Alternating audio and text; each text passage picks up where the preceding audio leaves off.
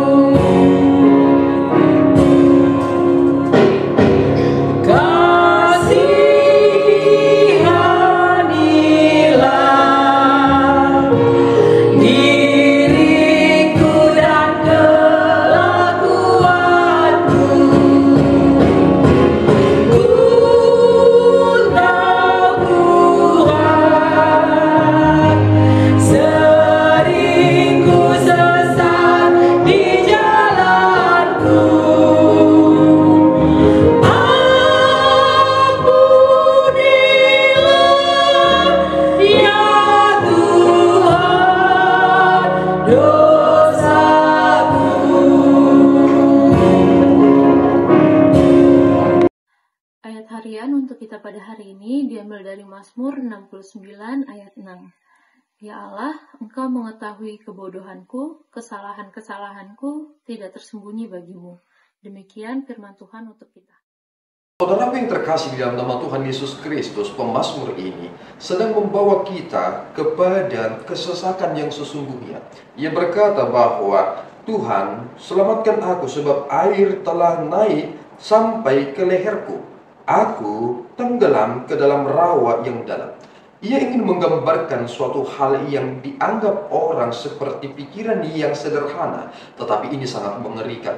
Bahwa sebenarnya dosa itu seperti lumpur hisap, yang semakin kita mencoba untuk menyelamatkan diri, kita akan semakin masuk ke dalamnya. Ternyata tidak ada hal yang bisa dilakukan oleh orang-orang yang berdosa untuk keselamatannya. Itu mengapa seruan di perjanjian lama terus diserukan kepada Allah. Pemazmur terus berseru kepada Allah. Dan kemudian jawaban akan seruan itu adalah Yesus Kristus yang diberikan kepada kita. Kita boleh memposisikan diri kita seperti orang yang sedang tenggelam. Bahwa ketika kita tenggelam, kita tidak melakukan apapun. Kita hanya berteriak saja. Dan kita tidak mampu melakukan apa-apa ketika kita tenggelam. Dan kemudian seseorang mengulurkan tangannya kepada kita, dan kita menggenggam tangannya, dan kita ditarik, dan kita selamat. Ketika kita menyadari hal itu, ternyata kita harus mengerti bahwa keselamatan itu bersifat monergisme. Itu adalah cara Tuhan, dan itu adalah rencana Tuhan, dan itu adalah pikiran Tuhan. Ketika kita mencoba menyadari tentang keberadaan kita, tentu karena kita penuh dengan pelanggaran dosa-dosa dan kejahatan, tentu hal itu sudah cukup untuk mempermalukan kita. Kita memiliki rekam jejak dalam hidup ini. Tidakkah ada yang benar-benar sempurna? Saudara dan saya bukanlah orang yang sempurna. Kita sekarang berada di zaman era digital. Semua hal yang kita lakukan terekam. Apa yang boleh kita ucapkan terekam. Dan akhirnya ketika ada orang yang tidak suka dengan saudara, mereka hanya memutar apa yang saudara bicarakan dan kemudian melontarkan itu kembali kepada saudara, atau memviralkan apa yang saudara ucapkan untuk menghancurkan reputasi saudara. Tuhan punya segala sesuatunya. Itu mengapa kita pernah mendengarkan istilah yang mengatakan bahwa bukti harus lebih terang dari cahaya. Bukti forensik itu ada di tangan Tuhan. Alam ini menjadi saksi bisu.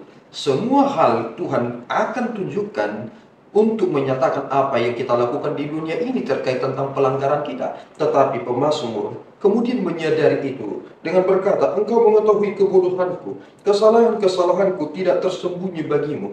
Dan yang terpenting adalah Tuhan, janganlah aku mendapat malu oleh karena aku. Orang-orang yang menantikan engkau, ya Tuhan, Allah semesta alam, janganlah mendapat malu oleh karena aku. Orang-orang yang menantikan engkau, ya Tuhan. Kita harus mengerti bahwasanya kita adalah orang beriman. Kita menjadi contoh di dunia ini, tetapi terkadang kita harus kecewa dengan realita yang terjadi.